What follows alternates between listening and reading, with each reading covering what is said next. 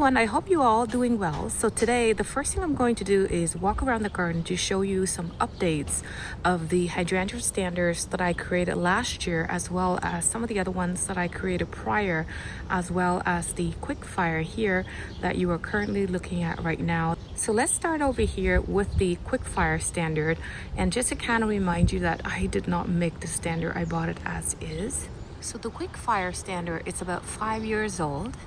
So I don't know if you remember, but this is the trunk of the quick fire, and as you can see, there's a little bit of damage on the trunk. So this must have happened, I would say 2 or 3 years ago without me noticing. So close enough, you'll see that it is trying to kind of heal back. The bark is connecting between the ends where the bite mark was. So the quick fire, it is a gorgeous standard, and I love it because it is early blooming. And right now, as the limelight hydrangeas are starting to bloom, these have turned a pretty sort of a bright pink color that I really love. I also love the quick fire blooms because they are a lace cap, and they also have fertile flowers that actually attract a lot of pollinators too. So anyhow, I'm gonna go to the back to show you all the other standards that I created last year as well as a couple years ago. So here is the limelight standard hydrangea that I created in the part 1 of 2 parts that I made last year. You remember how skinny that one single stem was? Well, look at the trunk now. It is almost, I would say, 3/4 inch in diameter, and it has 6 long stems that forms the canopy.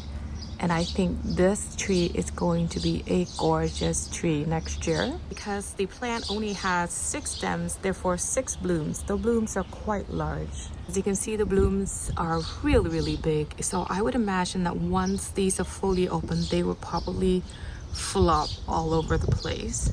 And the blooms are still sort of a chartreuse green, so it's a little bit behind compared to the other limelight trees that I have in the garden.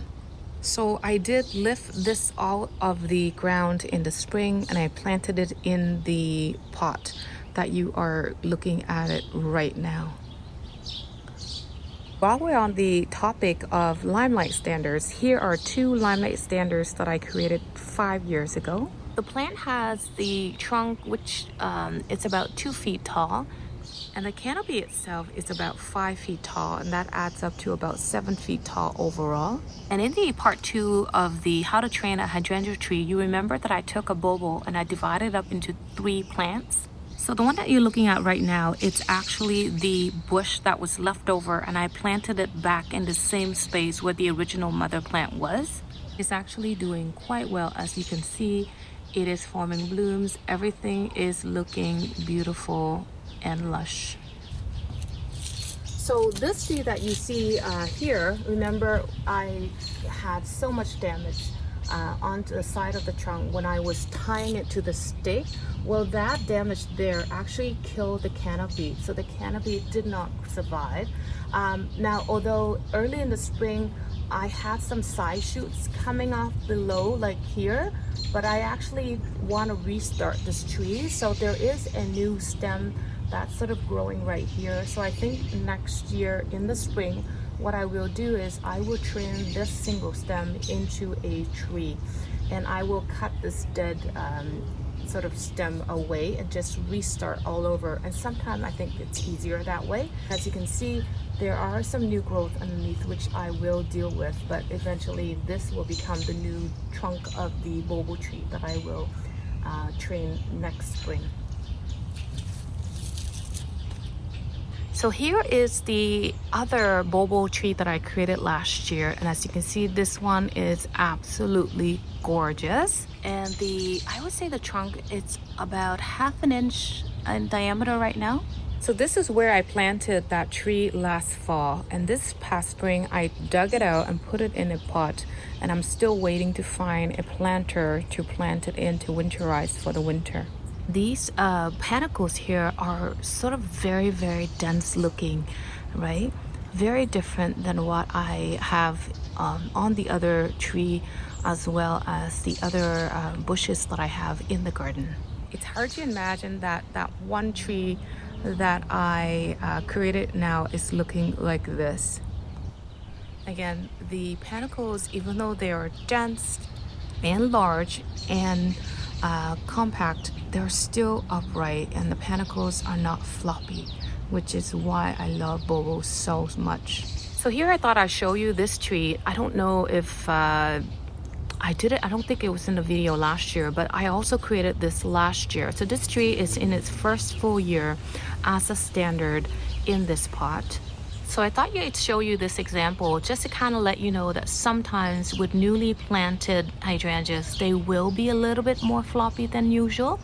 But the following year and the year after that, the stem should grow stronger. And again, you can control the sort of strength of the stem by how you prune the plants in the spring. So it's definitely gonna look better next year. So here's an example of a tree that I think it's in its second full year as a standard, and as you can see, this tree is a lot more sort of smaller looking compared to the other ones, right? And the stem, as you can see, or the trunk, it's so skinny, and because it's so skinny, it's not providing enough nutrients to make a bigger canopy, but still I think it's kind of cute looking right now. And I just noticed that on the base of the trunk there is some damage, right? So it looks like something has been nibbling away at the trunk, and that's probably another reason why it is not growing as fast as some of the other standards that I created. So here is a Bobo tree standard that I created 3 years ago, and as you can see, it is sort of much larger in terms of the diameter of the trunk, and this is the entire canopy on that one tree right here. So let me just push back the branches from the bush next to it so you can see the actual entire tree, because it's kind of hard to see. So there it is. I hope you can see that, but that's the trunk, and then this itself, it's the entire canopy of the tree. So imagine in 3 years time, the tree that you create will look just like that. I think it's just absolutely cute and gorgeous. So pretty. So let me just set my camera up and go through all the work with you right now.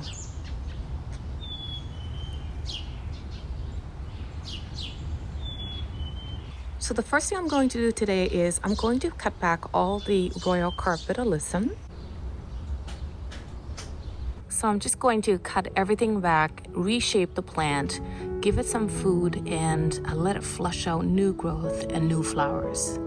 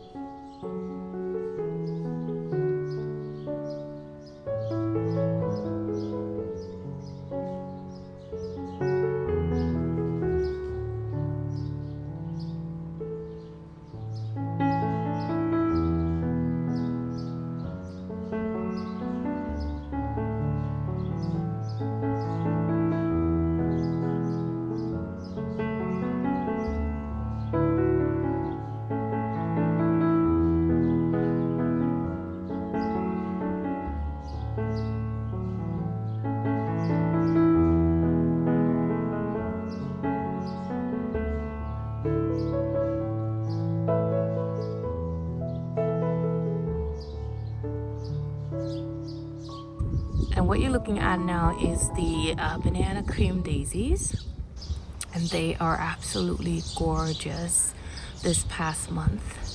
As you can see, there are some flowers that need to be sort of deadheaded and cut back a little bit so that they can start to form new blooms for the next flush.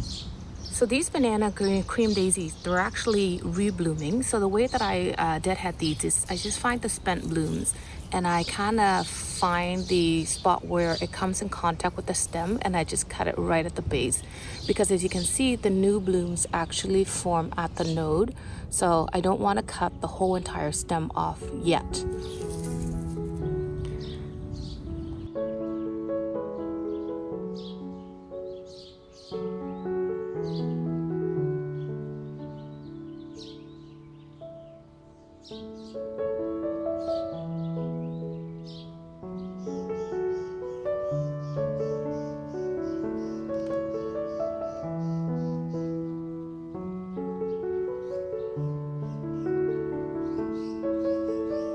So the way that I pinch these zinnias is I just find the top growth of the plant and I just pinch it off.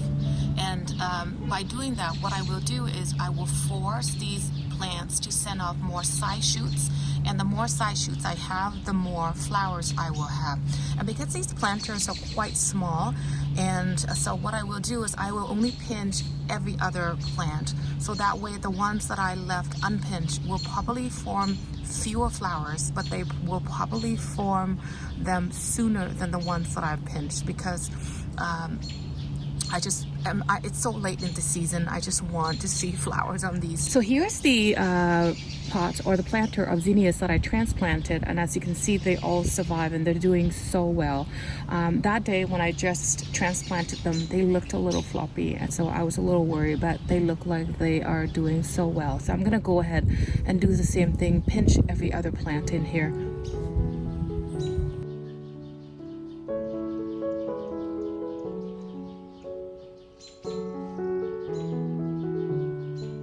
So here's what the garden is looking like right now. You can see all the royal carpet alyssum. I cut them all back very, very drastically. Hopefully they'll put out more sort of growth pretty soon.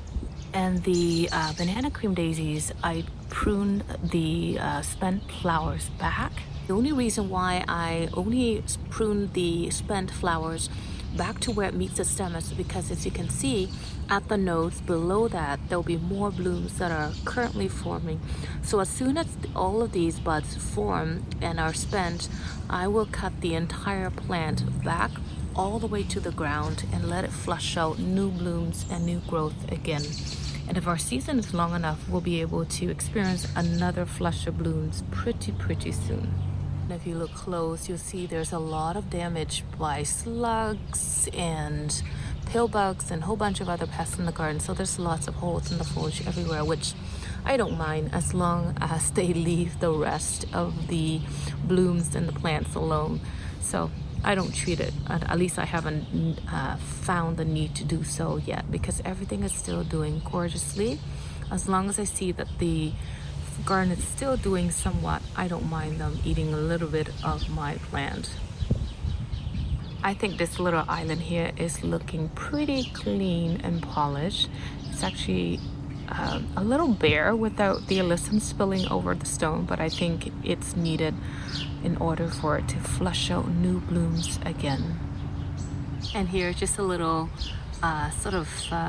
bit of the crystal blue salvia. It is reblooming again, but again the flush is not as nice as the one that you saw back in May.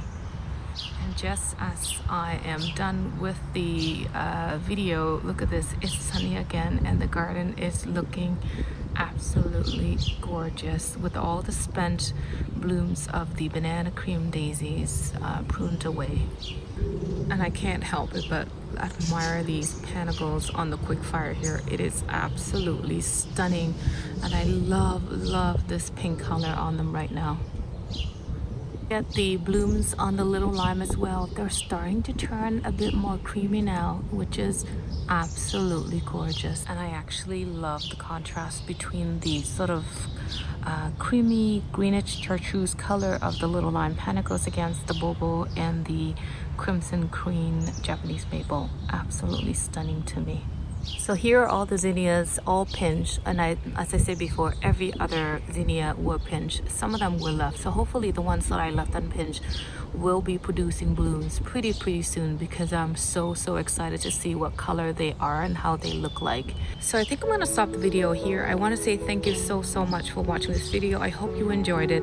Have yourself a wonderful day or night wherever you are in the world. Take care, and I will see you on the next one.